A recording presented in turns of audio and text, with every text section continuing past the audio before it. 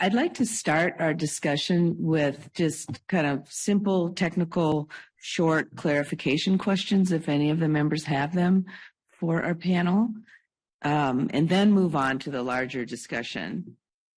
Dr. Blazer? My comment isn't technical, is not technical. All right, we can wait for your comment then. I can start us out while people think about what questions they might have. I have a question for Dr. Albrecht about the vendor managed inventory. And it occurred to me that with the supply line shortages we've been experiencing and experienced almost immediately when the pandemic hit, how do you envision that working? Right. So with the vendor managed inventory, the idea is that the company, of course, is manufacturing product for their own commercial supply, whatever that might be. And then the U.S. government has its own supply kind of on the sidelines that's independent of that. Of course, as the commercial supply starts to dwindle, the U.S. government would still retain that VMI and can use it for its own purposes during that public health emergency. So it's almost like two streams of material, if you will. Okay, thank you. That makes sense. Any other technical or clarification questions? Dr. Hi, yeah, Julie Sinzak, voting member. I also have a question for Dr. Albrecht. That's a technical question. You mentioned the importance of the material threat determination to sort of trigger a lot of these procedures that you described. I was wondering if you could briefly describe how that determination is made. Thank you. Great question. So the MTDs are really established by the Department of Homeland Security, but it is done through participation of the FEMC, which is the Public Health Medical Enterprise that ultimately is made up of several different federal agencies, the CDC, FDA, organizations within the DoD, coming together to use the intelligence that they have about particular threats and then establish that threat determination.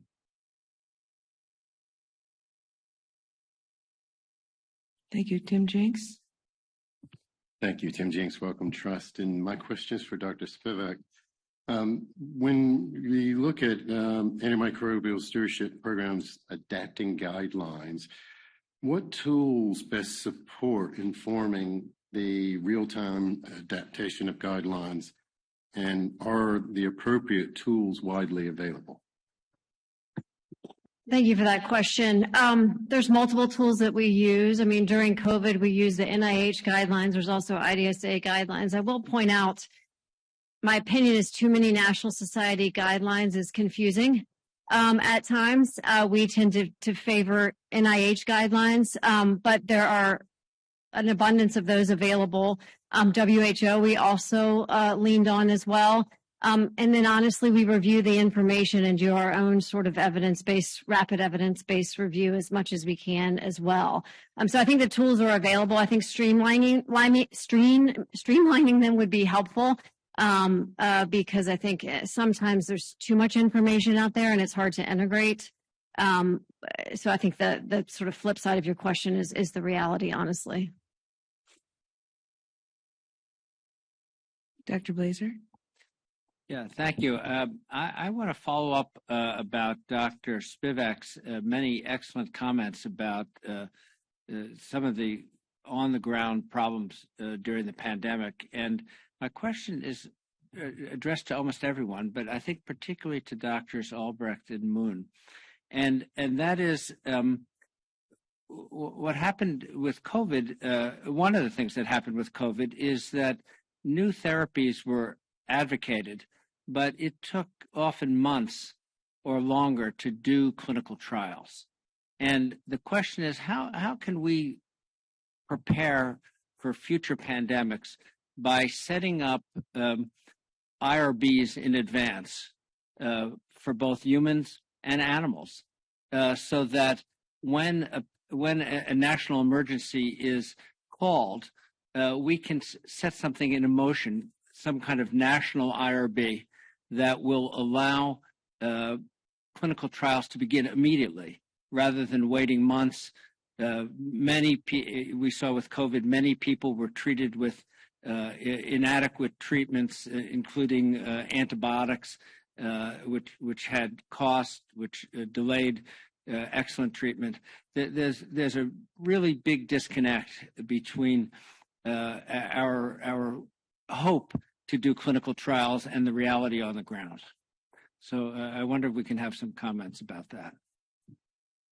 So I can definitely start. One of the things that went on during the pandemic is the active trials, and those were set up at the NIH and at IAD. And I think that was an excellent example of multiple agencies coming together to stand up a clinical trial to rapidly start asking the question and answering the questions around the efficacy of a lot of these products. I think that lesson that we learned from that, we are going to carry that capability forward so that we can have a clinical trial like that in the future. I think as far as a national IRB, that's definitely worth exploring to have that capability and maintain that posture going forward. I think you already mentioned everything. So, I mean, I know that even I mentioned during my talk that the mobilizing clinical trial is one of the bottleneck. But even COVID-19, during the COVID-19, mobilizing that clinical trial network was amazingly quick.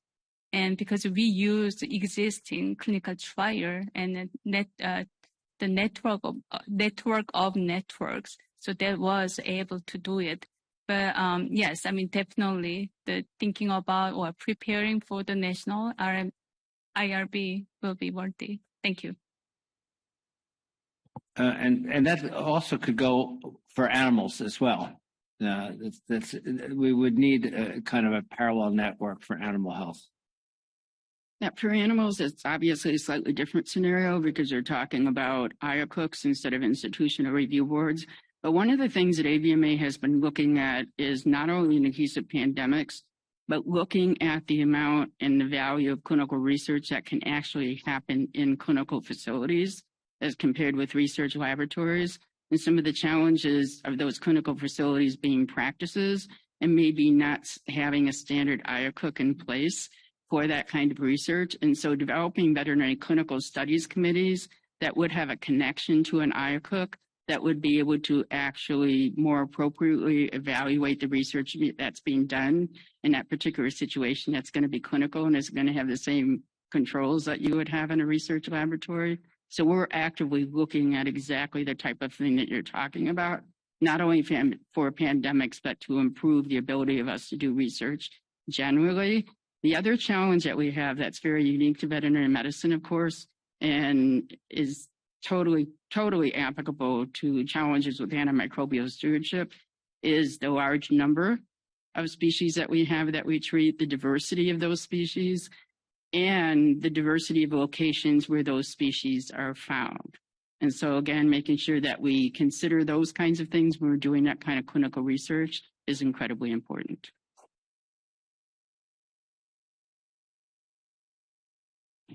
Can I just follow up real quickly to Dr. Blazer's point, and not to restate something, but I want to just restate the real need. I mean, that the ACT trials, the ACT IV were amazing and how quickly they rolled out. And I may be mistaken, but I think those are all inpatient networks. I just want to restate the need for outpatient clinical trial networks. If I'm not mistaken, many of our outpatient therapies were all industry funded initiatives solely. It is very much going to be true. I would imagine that in next respiratory virus pandemic, there will be a role, I would strongly imagine, based on our experience with COVID, for outpatient treatment to prevent deaths and to prevent overwhelming our hospital system. And we sort of flip things in the US and we focus on the extreme situation and we don't really do prevention. And some of this treatment is prevention as well. And I really think we need to think about that and building an infrastructure to rapidly roll out treating people earlier in disease.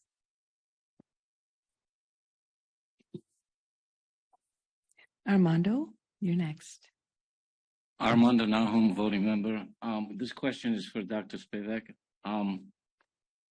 I think it's an understatement that COVID-19 posed a threat to community engagement. How would you propose in the next pandemic to manage a more uniform protocol for patients with hospital systems across state lines? where politics will play a different role in decision making? I think that's a really interesting question. I don't know that I have an answer other than potentially, coordinating with health departments across those state lines. I think your question was a health system that crosses state lines, has different communication channels, potentially different politics involved in those various states. Again, I don't have a silver bullet. We worked very heavily with our state health department in making sure all of our communications aligned. And I would suspect, again, if hands aren't tied at the public health level, that streamlining and really just focusing on the facts and coordinating communication with the state health departments is probably the best that you can do. Christine? Thank you. This question is for Dr. Spivak. I really liked your putting the outpatient scenario basically first, because I think that's a huge area where we're lacking, particularly in antibiotic stewardship. So in your health system, I can see where you can control your clinics, your freestanding emergency centers, your hospitals. But how do we approach all the private practices in the area that really don't come under the regulations of, say, the health system? How do we approach them in this scenario from a stewardship situation? We did it because, I hope I'm not side-skirting your question, but we did it because in the pandemic situation, the therapies were allocated through the Department of Health, and we had an overarching committee that worked, representing. We had representation from the Utah Medical Association, which represents those physicians, and all of our major health partners, and stakeholders could come to that group. But that was the group that was sort of deciding at a state level how we were going to distribute, and then the clinical parameters around prescribing these medications. I'll tell you, the reality with COVID was that many of those doctors did not want to prescribe any of those therapies.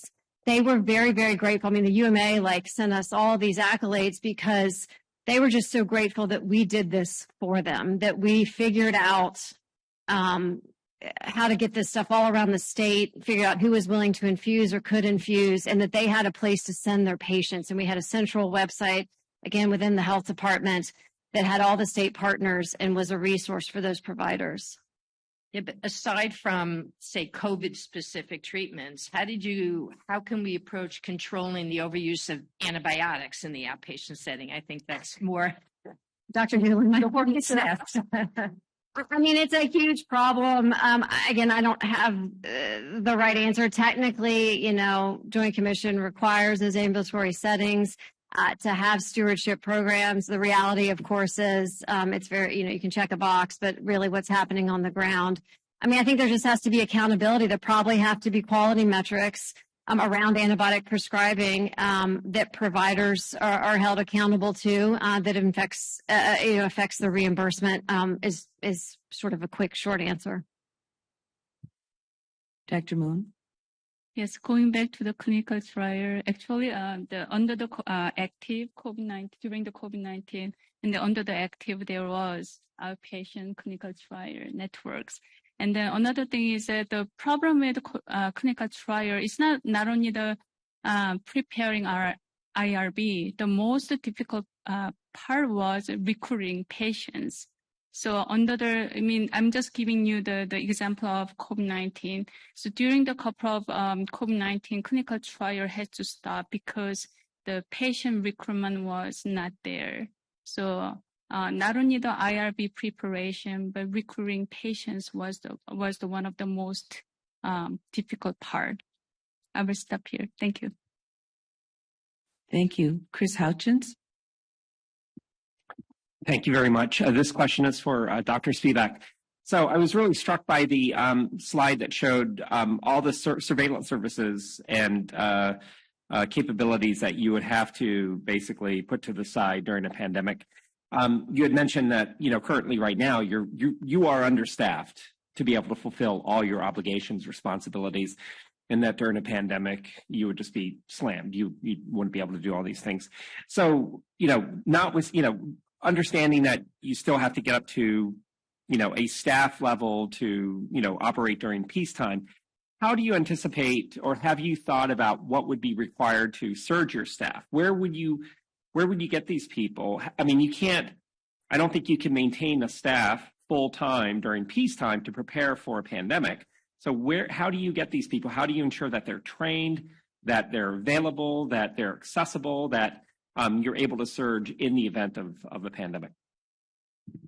That's a great question. So I'm admittedly, of course, in an academic medical center. One way that we can surge is through trainees. If we are given the ability to, whether it's pharmacy or physician trainees, to use those trainees to help upscale. That may not be a sustainable answer, but that's one place that we could surge. The other would be, taking some of our other non-ID trained clinical pharmacists and being able to leverage them. We also used one example I could have for the outpatient setting is that I actually still to this day, all the monoclonal antibodies for University of Utah are signed by me. That doesn't mean I'm sitting there ordering them all, but we have a team of nurses behind the scenes who are taking the incoming calls. And then when things were really bad, we're also outreaching to patients, and they have the ability, really, they follow protocols and algorithms really well to decide who needs treatment. It doesn't require physician evaluation. And they were doing this all over the phone or through televisits, and then doing the orders in my name. And I really didn't know that they existed or exactly how they worked prior to this. And that has been a huge resource that I think could be leveraged for some of this outpatient stewardship going forward as another way to scale up and to surge. Thank you. Michael Craig. Thanks. A couple comments and fantastic panel here. I think on the outpatient question in terms of stewardship, and I think more broadly for all of us, we need to just be recognizing vaccines as one of our most powerful stewardship tools. Like, we just need to say a vaccine is an antibiotic stewardship tool because, full stop, it is actually one of the most powerful ones we have. And it does not matter if it's a viral vaccine or if it's a bacterial vaccine, because we know the misuse for viral pathogens. And so that's something that I think we just need to be very clear on the outpatient setting, especially. That's very true. If we can get folks vaccinated, they're not going to see those primary care physicians for whatever it might be. I think the other thing that I want to raise, and would welcome maybe some feedback from the panel on it, but we covered sort of therapies and vaccines here. One area that CDC and FDA just had a meeting about on August 30th that I hope folks caught was about decolonizing agents and the potential to bring to market those. We think they could be a very powerful tool akin to vaccines in terms of reducing the transmission of pathogens, especially resistant pathogens. In a pandemic setting, we think they could be very powerful so that we can reduce transmission in high acuity settings, nursing homes, LTACs, hospitals, et cetera. We have to figure out some of the regulatory frameworks, and thus the conversation with FDA, but we'd also welcome sort of feedback from the panel on ideas for decolonization and what you think the potential is for some of that.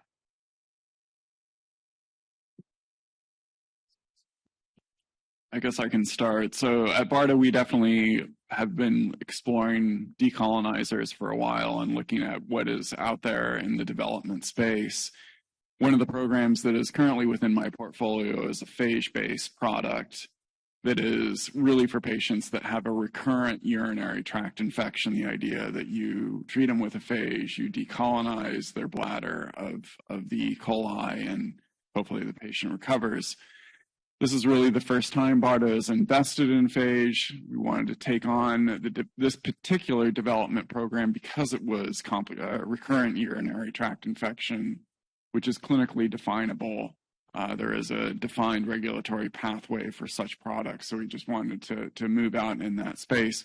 We are also working in the space of microbiome-based therapeutics there as a treatment for recurrent C. difficile. So definitely we are exploring decolonizers and looking at how these can help within the healthcare space. I would maybe also add that within the animal health area, where animals may be a model for human, we certainly at the university level are seeing significant increases in microbiome, probiotics, phage, antibacterial peptides, and more. And so this funding from federal agencies as well as companies, as AMR becomes a topic, and the bacterial vaccines are difficult to develop, but recognizing different tools are needed, we definitely see an uptick in funding.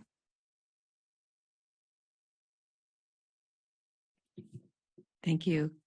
Elaine Larson.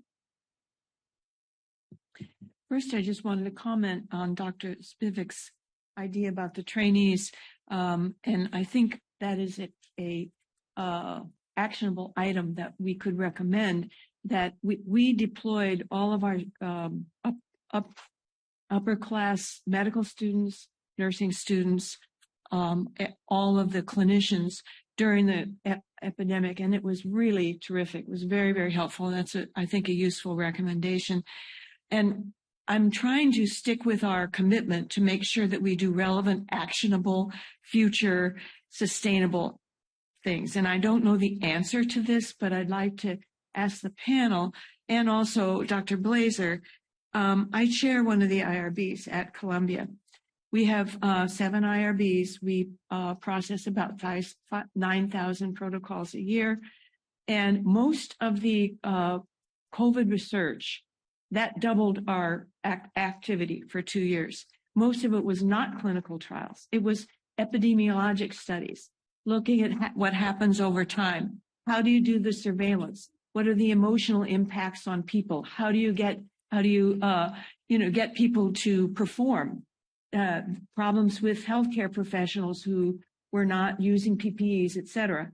So I really think you've got a germ of an excellent idea, because our IRB staff and our boards doubled their work time, and all of the other studies took second place, and things that needed to be done were not done in a timely manner because it had to be processed very quickly.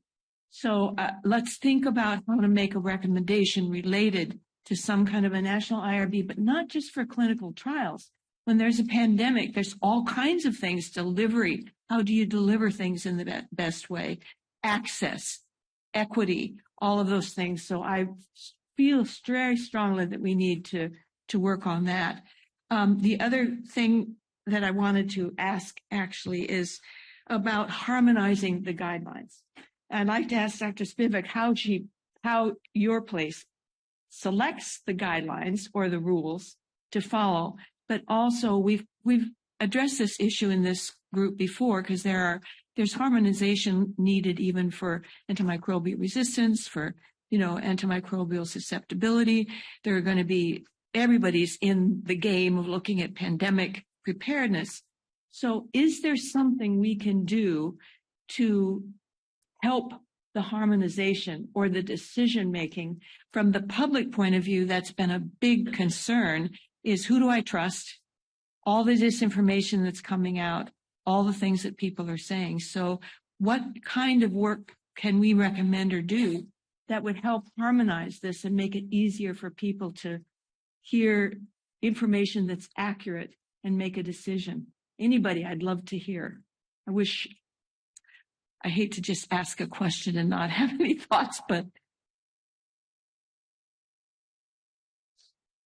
So I would like to address the issue about the communication piece of it. One of the things that we learned really quickly is a role that we did not expect in terms of communication during the pandemic. And we were actually tapped for that role, which is the relationship of veterinarians with their clients and in their communities is really, really strong. And being able to have conversations with clients about health issues in general has allowed us to help spread positive information, for example, about the use of vaccination as a tool in managing pandemics. And so during a time when trust was affected by politics, in many cases, we were able to break through that by drawing relationships between the vaccinations that were administered to our patients and the value of that kind of preventive care for human health care. It was actually a comment I was going to make earlier. I think that communication piece There's responsibility for antimicrobial stewardship, not only on the part of providers, manufacturers, all of the individuals involved in the health system, but there's also a responsibility on the part of the public to understand the importance of antimicrobial stewardship and those things that contribute to that. So simple things like trying to communicate well about when antimicrobials may or may not be needed for a disease. And so as we've been looking at antimicrobial stewardship at AVMA, we're looking at both pieces of it. So for example, when we develop more specific guidance in the companion animal area, at the same time we develop guidance for veterinarians, we also provided materials for clients to help them understand why the veterinarian is making the recommendations that we're making. Can I make one comment on the guidelines? How did we pick guidelines? Easy to read, easy to just communication. And honestly, also, you know, our team has the expertise to keep up with the evidence and also sort of what guidelines align with honestly what our interpretation of the data is and how we felt like patients should be treated. But pandemic aside, I will say that there's a larger discussion happening around infectious disease related guidelines. And in my opinion, the lack of focus on antibiotic stewardship as you are writing and disseminating those guidelines. And in those discussions, there has been, it's been brought up, other countries don't have professional societies writing guidelines. They have national guidelines that then people come and represent from multiple tables. The government puts together the experts who inform the guidelines, and our professional societies, as many know, don't just represent their members. There's other people at the table that can impact what comes out in the guidelines. And I think that's a reality that needs to be dealt with, and that doesn't always promote antibiotic stewardship. And there's a lot of tension there that I think needs to be addressed. I think Michael probably has something good to say. Do you want me to go now? Yeah, go. Oh, okay. I mean, I would just, echo that completely. And it's something that we have been looking at and trying to work with IDSA and other guideline writers to consider. How do you incorporate public health provisions? How do you incorporate stewardship into a guideline? They have been usually just looking at what is the data available to treat the person in front of me, and not any other consideration of what are the major strains circulating in my hospital, in my community, what are the other considerations for stewardship, what are the alternatives, those pieces. And I think we need to do that. And Dr. Spivak's absolutely right that we do have a unique model when it comes to guidelines in the US, is we have a unique model for our healthcare in the United States. We do things differently here. And I would just note, it's not always better. And I think the challenge is there's already a disconnect with you write a guideline and you want it to become clinical practice. And it's not ever going to be 100%, but it's definitely not going to be 100% when there are 5 guidelines, when there's conflict, when they're not taking everything into consideration for disparate parts of communities, rural, urban issues, all of the different things that in our complicated country that we have to deal with. And so if we truly want to have stewardship that is reflective of the best available evidence, we have to do a better job of it. Our guideline, basically, you have to have a randomized controlled trial for a recommendation to get into our guidelines, which is not practical at all for how we deliver healthcare and public health. Thank you. And that was actually one of our bigger discussion questions, was how do we promote collaboration between the federal agencies and the associations when it comes to guidelines to, pull them more into line and avoid confusion. So does anyone else have more to say about that? Go ahead. Yeah, thank you. I might have brought this up in a PACCARB meeting before, but I think there were a lot of silver linings that came out of the pandemic when it came to collaboration and stewardship. One example is actually the criteria that Emily put together with her group in Utah. we actually distributed amongst the VA email network of stewardship groups within the whole VA system. And many of us used that criteria to figure out how to give monoclonal antibodies. And that was just one example. Early on, many of us stewards, as we were putting together the treatment guidelines 25, 26 times, were often sharing within our own networks. And so I think that there was a lot of collaboration. And one thing that I saw happen really well was CDC and IDSA put together the COVID real-time learning network. And so this would be a good use of funds that were used to help support that collaboration. And they offered ways to get to guidelines. They've put together visual infographics to try to kind of dissuade some of the negativity around vaccines and pregnancy and vaccines and those things. So I think trying to invest early, and that investment really happened early on, trying to invest early in having a professional society and perhaps CDC collaborate together and trying to disseminate the wheel not being completely recreated at every hospital. That did happen during COVID-19. And so seeing that happen again would be great. Are there others on this same topic? Go ahead.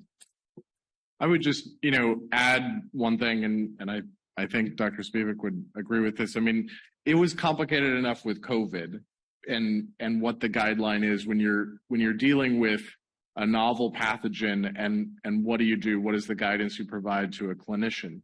Under the scenario that we're all dealing with and the news feed that we have, we would be at a significant loss because we're not talking about a single pathogen. We're talking about a concurrent viral, bacterial, fungal pandemics. And all of those have different treatment issues and they have interrelated treatment issues. If you're going to, as Dr. Chiller noted yesterday, not identify the fungal pathogen and you're going to be, giving someone a whole bunch of antibiotics, you're potentially going to exacerbate that condition and kill that patient. So, we're not at a place as a country to deal with this from a guideline perspective in a way that would best serve our community and that would ultimately save lives. And that is a definite need that we need to address. Thank you. Dr. Blazer? Yeah, I wanted to address Dr. Larson's question about kind of what went wrong and how can we make things better. And I want to maybe address it at the level of 35,000 feet. And that is that in recent decades, our economy and our thinking has moved to a just-in-time model that it was considered more efficient that we don't have people sitting around and materials in warehouses, but everything is timed so that when the car is ready, when the engine's ready to be built, the valve comes along. And the just-in-time model is an extremely efficient model, but does not take into account contingency. And that's exactly what we're seeing now. That's why we have a supply chain that's broken all over the world. And in a way, it's kind of what's happened to public health as well. It's it's been a just-in-time model, so we don't have any excess capacity. So that when something comes along, the IRBs are stressed and the supply chains, et cetera. So, I think we should start thinking about it, at that macro level as well, and think about what we need in public health to take into account contingencies, which certainly are going to come along. Anyone who wants to comment, please do so.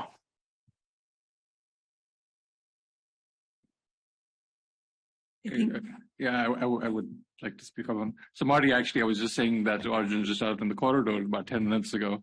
We stepped out. There's always a trade-off between efficiency and resilience, and the system is built for efficiency and not for resilience. And I think also in response to Joni's earlier sort of question on this, I still think we're not being ambitious enough. This is a scenario where things will have to play out in the course of days, not weeks and months. In addition to the part that you said, which is the system is built for efficiency, it's also a system that is built for extreme safety. What I mean by that is that the whole process of drug development or regulatory approval is all built to take less and less risk, today compared to where things were, 30 years ago, which is why, drug development is far more expensive, for instance. The reason why, I don't know why exactly, I guess we can all speculate as to why CDC is reorganizing to be more of a responsive agency to pandemics. But, that sort of research-oriented deliberative thinking is really what is required in peacetime to deal with many issues other than pandemics. And of course, pandemics are not the only health issue facing this country. So the question is really that, which is building a system that also performs well in peacetime, takes on that role of being efficient, being deliberative, of having risks associated with new drugs or vaccines, which reflect society's willingness to take that kind of risk. So today, people are willing to take less risk than they were, or they're willing to pay more to have a safer vaccine, which we might not have done 50 years ago, just because that's, as societies get wealthier, that's typically what they do. So it is carrying both these ideas simultaneously in our head. We do want CDC to be reflective and thoughtful and slow on guidelines in the routine, but then perhaps we need an alternate structure that kicks in the minute there's a pandemic. And I don't think the same system is going to serve both needs in the ways that we would want. And I think that's becoming apparent in the conversation on multiple aspects of what we need for response, including the part about, additional staff, the staff shortages. You can't expect hospitals to keep 5 people on reserve waiting for the next pandemic. They'd probably go out of business, and they're not satisfying their mission of lowering healthcare costs, which is again one of their mandates. So that's something we might want to think about for the report. But you could cross-train those 5 people so they have multiple functions. True. I would also argue, though, that during this pandemic, we did make guidelines in record time. I can tell you that in even the pediatric space where we had nothing, we didn't know any of this. And NIH was still in middle of March of 2020, we were throwing down, here are the recommendations to treat. And so it was stood up versus the 2 or 3 years that many of us maybe have sat on some IDSA guidelines that are still wondering if they're come out. So I do think that, Tarama, I think we have been able to do it. We had to change the process of how we did it. Thank you. Dr. Fernandez, do you have your card down now, or would you like to speak? Okay. I lowered it because some of it was addressed, and I said for community infections, vaccines would be terrific, and you said it. So that's why I lowered my card. But that's important. But to correct the active, I'm a member of the active working group, and the pediatric trials were much later. There's no question about it. It could have been done earlier. The adult trials are also done much later, and it could have been done earlier. The speed of setting things up at the government level in the U.S. is slow, and the active trials could have been done faster. For instance, Discovery in UK did their trials a lot faster than us. Why did they do their trial faster? We did not do ours fast enough. In the U.S., we always forget children, and pediatric trials are always delayed. They're delayed for antibiotics. They're delayed for that. And we have to say they need to be tested. The adult dose just cannot be just adjusted and lowered. It's usually they need a higher dose, if anything. And so, why are we not doing trials in children almost simultaneously? If it's safe for the grandma, it should be safe for the baby. We've got to get things going earlier, not just wait for adults to be completely done, regulatory submissions completed, and then people forget about kids saying, oh, they'll use the drug if it's in the pharmacy. That needs to be recorded, that pediatric trials need to be done quickly. Amen to that. I'll just say, I was going to bring up, and I'll now lower because this is what I was going to say, is access is an issue. And I will say that is one of the issues from a pediatric perspective was access, even with early trials. And I think we missed the boat not having the 6-month-olds vaccinated until June of 2022. We had opportunities. I think there's reasons. I think we all understand that, but I would agree. I think we all in the pediatric space, we should have been doing these vaccine trials early on. But then I'd also go to the fact that access still remains a problem. It remained a problem, I think, Dr. Spivak, Emily, good friend, addressed this well, that, even on the monoclonal antibodies standpoint, there was an access issue. There was groups of people that had no idea that if they had COVID, that they could get treated. They were sitting in their home, they're like, oh my gosh, I have to isolate. Everyone knew that, or they'd say quarantine, right? But that's what they all thought. And even to this day, you have people that we need to vaccinate, again, to Michael's point, that want to be vaccinated, but can't find or don't have the means to go get vaccinated. It's not as simple as it seems, right? I'm just going to go online, get my appointment, show up. We have a lot of people, that's not how they live. They don't live with getting to an appointment because an appointment isn't a possibility, right? They're there. So if you sit in a parking lot of a local community center or a trusted place, you can vaccinate 30 people that need a booster. They want a booster, but they now finally have a place that they can get their booster. And we're going to have to make sure that even in this setting, in this sort of pandemic, when we get to the vaccine part, that you're going to have an ability to vaccinate across the lifespan. And right now, that's a difficult proposition for a family that could have a 10-month-old, a 7-year-old, a 15-year-old, because they have 3 different doses of vaccine they got to hope is there at that visit. I mean, it's not that simple at this point. And I think we have to make sure that that is talked about. Access. It continues to be an issue, and it's going to be an issue as we move forward, whether it's treatment or vaccination in any, I think, sort of pandemic situation. Could I make one more point, please? I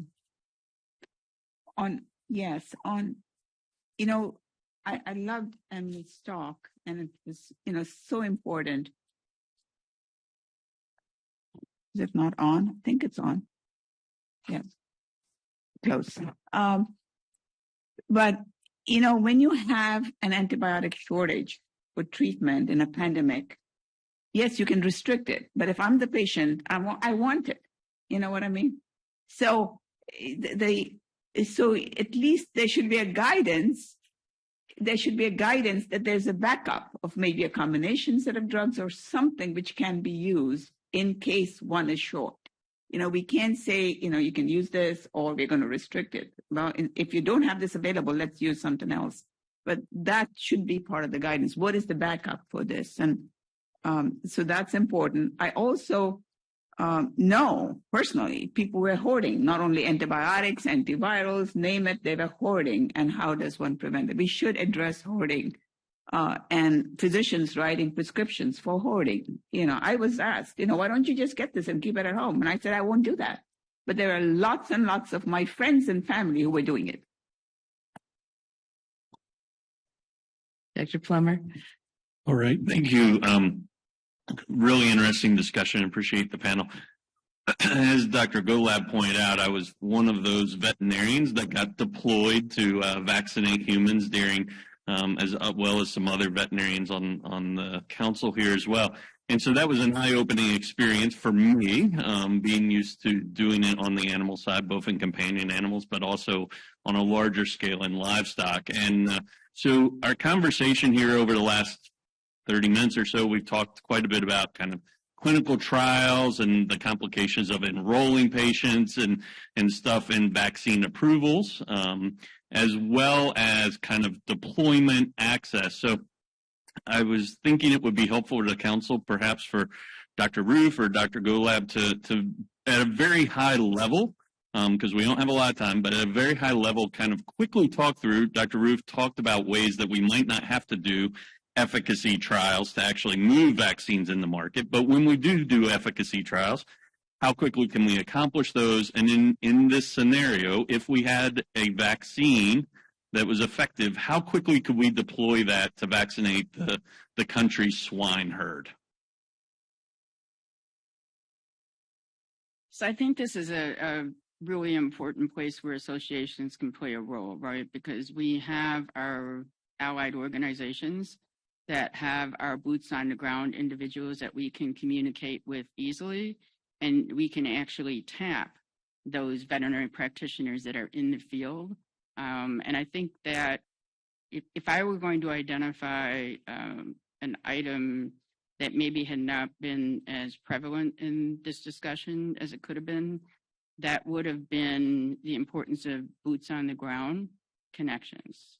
And so what we found in the case of not only developing guidance, but also in making it practical to implement that guidance, having that connection to the actual practitioners is incredibly important. And those practitioners can also be utilized in research. So they may not be researchers, but they certainly can be drafted to assist in that kind of research, just as you were mentioning. And so those kinds of connections that we can make are incredibly important. When you're talking about guidance with CDC, one of the things that we found is that the product that was coming out of CDC was really excellent from a theoretical standpoint. But what they needed, at least from the veterinary side, was recognition that what was being recommended either wasn't possible because materials were not available, or it wasn't practical. And what we found is you can write really great guidance, but if people will not use it, it doesn't help you. And so we were able to work very effectively with CDC to take that guidance that was up here and very theoretical and make it very practical so that it actually worked. And so I think that's the value of the connections of associations, is to make that match between the agencies, between the research institutions that are making those recommendations and when they actually have to make them work. Yeah, Paul, in terms of, getting access to, millions of doses to the field, I want to start out with one comment. There's no doubt, and we all agree, that vaccines are important, but the most effective way to use a vaccine is to have them proactively available in stockpiles and in programs being implemented. All of the tools, so a fully licensed FDA and a USDA product has that. And so companies have inventories, there might be stockpiles, and there might be ongoing programs to immunize. 3 of the 4 tools that I talked about were reactive tools. They were, here's a problem, and I'm going to either make an autogenous, I'm going to do a conditional, I'm going to do a prescription. And those are fine, and we like to be able to respond. But anytime you have a reactive response, there's a gap, and that gap then leads to short-term solutions of antimicrobials. If you've got 8,000 animals and 10% of them are dying from strep suis as a veterinarian, you have to do something today, not in 18 weeks. And so ultimately what we need to do is have the investment in the development of these tools that are proactively available and in programs. Now, to deploy the efficacy, the clinical aspects of that, we have the infrastructure in the U.S. to do that relatively quickly, within the time period of a model of 4 to 6 weeks, despite challenges with IACUC and those things. But, NBSL, USDA, Plum Island, Minnesota, we can do those. The real challenge is within the policy that we have, getting a master seed into the manufacturing facilities and getting millions produced takes time in the current format. If NBSL or NADC produced a master seed and a outline of production, and that was given to manufacturers, that would certainly, and CVB bought into that, that would be a way to do it quicker, because certainly we have the veterinarians that would deploy it. So the roadblock to what you propose, which is important, is really the manufacturing piece. And we would need to have some creative opportunities to speed that up. So just a quick follow-up on that. Once you had supply chain, how quickly can we deploy the vaccine? How long do you think it would take to reach, if the vaccine was available in supply chain, 70% vaccination status in the swine industry of the U.S.? Well, within the U.S. swine herd, of the 100 million pigs that we produce a year, there's 10 producers largely control about 70-80% of that. And so if you can get vaccine into their hands and they can manage the complexity, I would guess relatively quick, 90 days.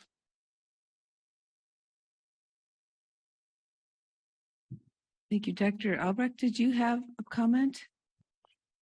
Yes, I just kind of want to go back to the comments about the pediatrics and supply chain. BARDA definitely recognizes that pediatrics represents about 24% of the U.S. population, and it really is an underserved patient population. With that in mind, we've definitely emphasized the development of antibiotics for pediatrics, not only under Project BioShield, which we're actually doing currently with our Paratech contract supporting their pediatric development, but also on our advanced research and development programs that fall outside of Project BioShield. Looking at the supply chain, we emphasize that as well, particularly under Project BioShield, really supporting companies to onshore their manufacturing, bring manufacturing from outside the U.S. into the U.S. And the idea there, of course, is to build that security in that supply chain so that if there is a disruption to the supply chain in a foreign country or an outbreak in a foreign country, we'd still be able to rely on our internal supply chain. Thank you.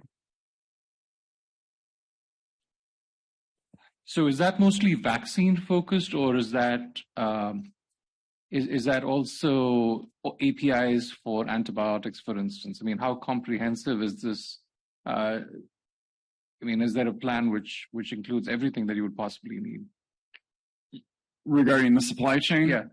So right now that is focused on vaccines, therapeutics, diagnostics, antibiotics. That's there was an executive order that came out a couple of years ago that really called upon the U.S. government to focus in on onshoring of these medical countermeasures to address the challenges and the security of the supply chain. So it's not just specific to one particular countermeasure. It's across everything that BARDA does. But we really emphasize that within our Project BioShield programs and our procurement programs. And just briefly, what happens in peacetime on that? So is that a supply chain that is then used or subsidized by the government for using at times when it's possibly cheaper to buy from abroad? And how does industry participate in something like this? I mean, how is it worthwhile for them to do it when there's not an emergency? Right. So using the Paratech program as an example, we're definitely working with them to bring the manufacturing of amatocycline to available facilities within the United States. It's not necessarily establishing a new core service or standing up a new facility. It's working with the existing manufacturers that are here and helping them begin to develop these products or manufacture these products. There's definitely been conversations around standing up facilities or dedicated supply lines, manufacturing lines in facilities, but we haven't taken that step. Thank you. Libby, you're next. Thank you for your patience. Yeah, no problem. Thanks. Libby Dodds-Ashley from the Society of Infectious Diseases Pharmacists. I want to go back a little bit to some comments around surge capacity and Michael Craig's comment around vaccines as a stewardship tool. I completely agree vaccines are an important tool, but I think we need to be very careful about what we throw on the stewardship team. You know, responding, as Emily nicely showed in her presentation, a lot came on the stewardship team at the cost of other important work. And evidence in our network and others in SIDP have shown that that work has not returned 2.5 years into the pandemic. We are not back to baseline, and baseline was not good enough. And so I think we really need in our report to challenge ourselves to put in there a true mechanism to look at how we do surge capacity. I'll just show you an example. In North Carolina, you could get immunized by a 19-year-old National Guards member, but I was not eligible to immunize because my CPR had lapsed at the very beginning of the pandemic. And so according to state board laws, I could not be an immunizer. I'm sure the same is true for several nursing colleagues. I'm the daughter of a retired nurse educator. She was not able to go vaccinate because her CPR status had expired. Yet, you know, we were allowing veterinarians who are very skilled at vaccination. I'm not saying that shouldn't have happened. It's just very interesting how the different professions and how, you know, sometimes, you know, I'll say longstanding ongoing turf battles over who can do what stood in the way of us responding. I think the same could be seen, honestly, in the end, our colleagues in the community pharmacy setting were heavily relied upon, but it took us a while to get there, and it varied state by state. And so I really think that that's something we can encourage at the national policy level to take a look and at least have a plan for what would the barriers be to doing this so that we can take those down pretty quickly. I mean, I feel like it was pretty easy to say, and I don't know if you know this, but a lot of the infectious diseases pharmacists spent weekends in the early part of the pandemic when they weren't doing, you know, remdesivir paperwork and ultimately vaccine paperwork, taking online vaccination courses to be immunizers. When I think we probably could have cleared the path a little bit easier. So I really think it's important to us as a council when we think about this report to also think about what professionals and how can we be creative in that surge capacity and have a plan before the next surge comes. Thank you. The veterinarians I know who vaccinated said putting the Band-Aid on was the hard part. Julia, you're next. Thank you. Julie Simzak, voting member. I just wanted to highlight a comment that Ramanan made. It's kind of a big picture point that I think weaves its way through everything that we're talking about. You described sort of our system being built for extreme safety. And that really caused me to think a lot about the work that I do, looking at the reasons why antimicrobials are overused. And a lot of it has to do with this sort of protection against risk, whether or not it's actually accurate. And so I think I'd be curious for us to think as a council, and I don't know if the panelists have any ideas about the way in which the federal or policy response could support individuals in taking more risk in the face of these critical emergencies. I'm even just thinking of the point you made, Libby, about your CPR certification lapsing, keeping you from becoming a vaccinator. And there's probably a reason why you need that in terms of, making sure you're able to assist in a medical emergency. But in this case, that probably should have quickly been overturned. And you mentioned it as a turf battle, but I'm wondering how we might be able to think about promoting a bit more risk taking, if that's even feasible or possible, to help us be more sort of agile in these kinds of emergency situations. So it's not a question for any one person, but more of an idea for us as a council to put out there, because that kind of extreme safety culture is a big part of why antibiotics are overused. And so you put us in this critical situation, and I could imagine that would ramp up even more. So. Thank you. Dr. Houston? Carla Houston, Extension Veterinarians. Paul, thank you. You asked the question that I was wanting to go back into veterinary medicine. And one of the issues that's parallel are things such as the safety of the vaccines, the use of the antibiotics. And I'm very encouraged to hear Dr. Rufy saying that the veterinary community and the veterinary vaccines would be ramped up and ready to go.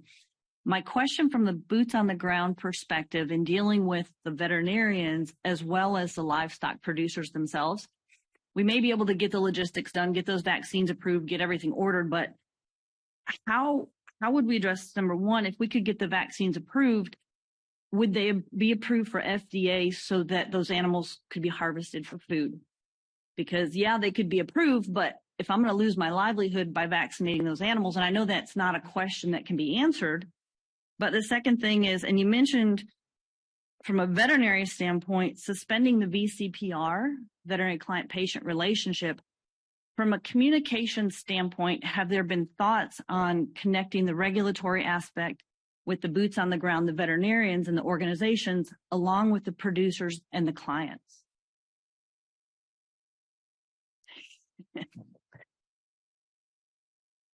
And I don't know if that's really not an answerable question, but it's something, as we go around the room, we have to remember that livestock and food production is different than public health, because we do have producers whose livelihoods are at stake. And we also have boots on the ground. And I don't know, my producers, my veterinarians, often many of these proactive mechanisms are coming out of their pockets instead of federal funding. So I'm just curious on how we get that message across, the importance that animals are just as important in humans in terms of this outbreak scenario. Yeah, I'm sorry, I don't have a silver bullet on that. Certainly, to the first part of your question in terms of the USDA FDA piece, my impression is that those are two fairly independent organizations that don't necessarily strive to always align, and sometimes there are turf battles over who gets to regulate what. So I think that could and should be done, but certainly is something that probably needs some attention. In terms of the communication piece, in terms of zoonosis, really, I would hope my colleague from the AVMA or some of the trade organizations, whether it's NPPC, the American Swine Veterinary Association, even CVB themselves, I think would have to play an important role there. Thank you. I would agree with what has been said. I think one of the things that is really important in the communication is the value of preventive care in general. And certainly within the food animal space, is trying to make a business or economic case for providing that care. And I think the more that we can do that, the better success we're going to do with uptake. And I don't mean at all to imply that those animal owners don't care about their animals, because they do. They have a very emotional investment in those owners. And anybody saw what happened during COVID-19 with some of our depopulation scenarios, we're able to see that emotional investment. But there's no question that making that business case is key in order to get uptake of vaccine adoption, and not only that, but other preventive methods.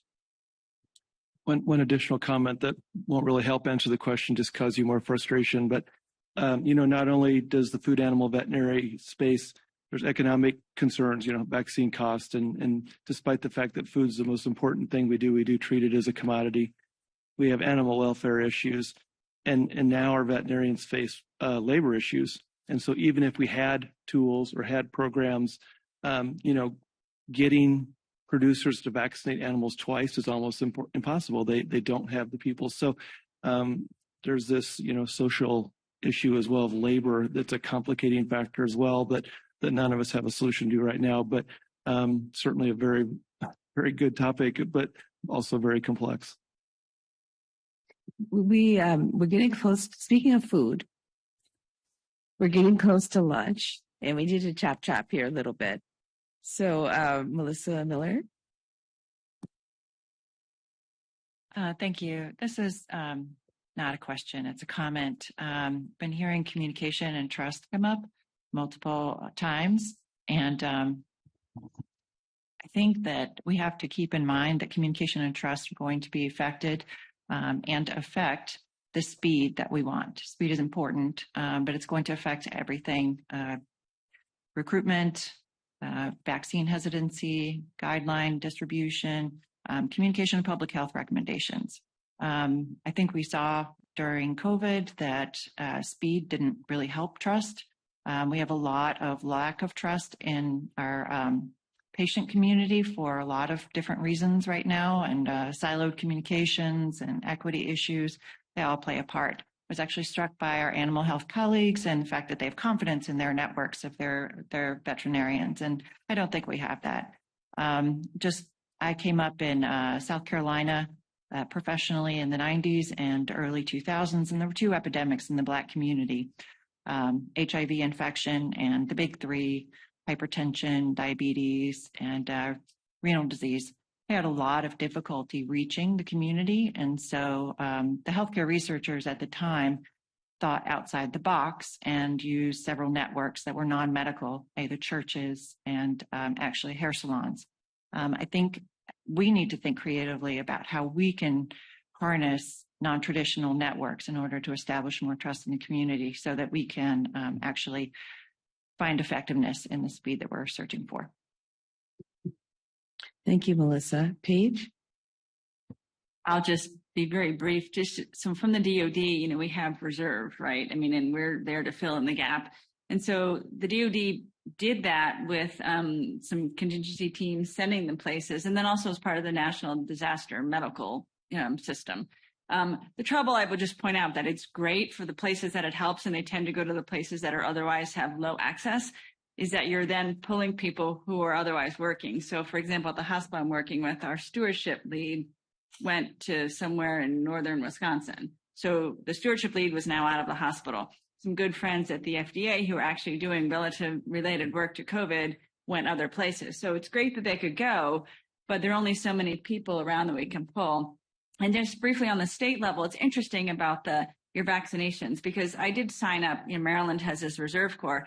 And as I recall, I don't remember that it asked me about much of anything, I had to show that I graduated from medical school. And I was giving vaccinations with pediatricians and retired people, retired physicians. So I don't think that they had current CPR, but that's a state level thing. So I figure that should be an easier thing to fix at a state level. So I'll just leave it there. Thanks. Thank you. Jasmine?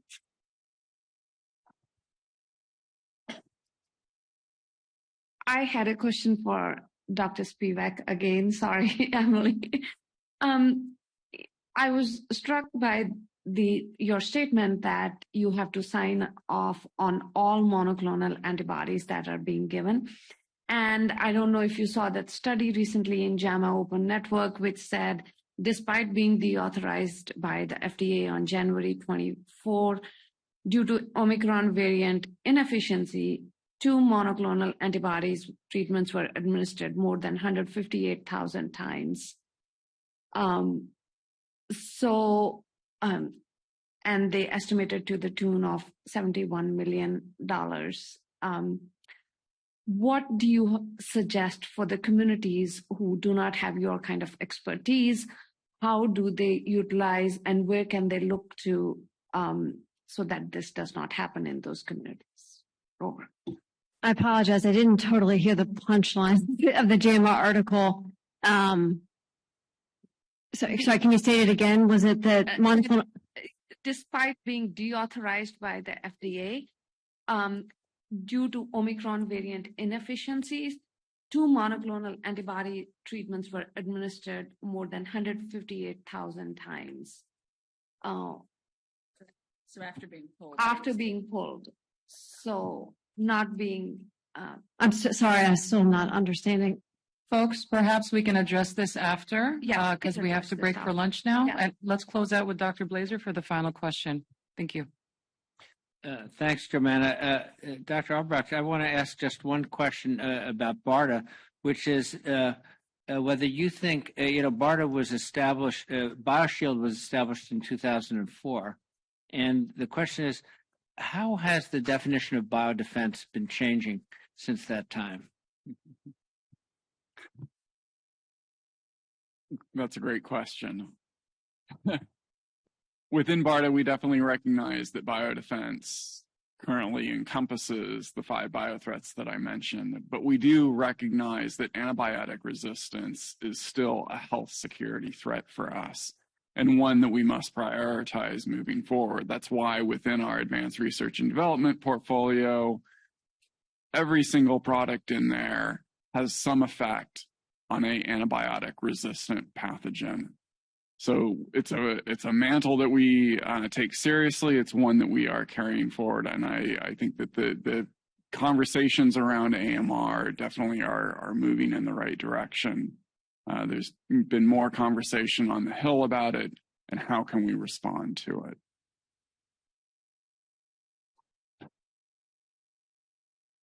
Thank you. Hey, this has been absolutely fabulous. Dr. Hutch? Okay, real quick. Yeah, if I could just add one thing. So Chris Hopkins from BARDA, if I could just add one thing on to what Mark was saying. So we got 2 sources of funding, right, at BARDA. We have advanced research and development funding that allows us to support the development of products through regulatory approval. And then we got Project BioShield funding that also supports late stage development and procurement of these products. The legislative authorities that grant us Project BioShield funding indicate that we have to use the funds, Project BioShield funds, for those threats that have MTDs, that have material threat determinants. That really defines our requirements. We certainly are developing products. We're developing antibacterial products or antimicrobial products that have both biothreat as well as AMR indications, I would say.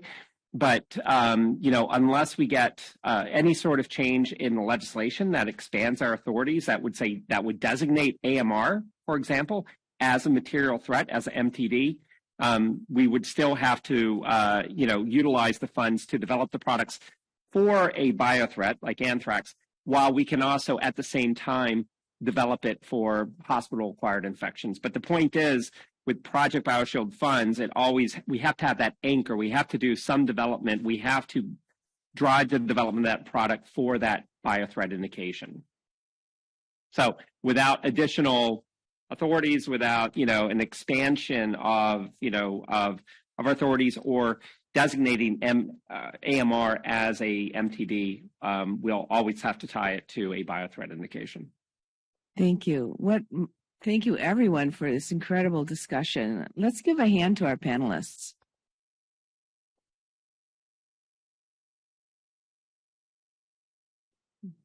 Folks, this has been great. And please, if we didn't get to your questions, please tap somebody on the shoulder while you're getting lunch or having a drink. We're delighted to have all of you. This is the essence of what we do, so we want to continue this conversation until this afternoon. I'd say let's break for lunch, but it's actually brunch, so to speak. So for our council and our presenters, please meet us in Salon 5. The lobby's restaurant is open for everybody else. We will see you back at 12:30. Produced by the U.S. Department of Health and Human Services.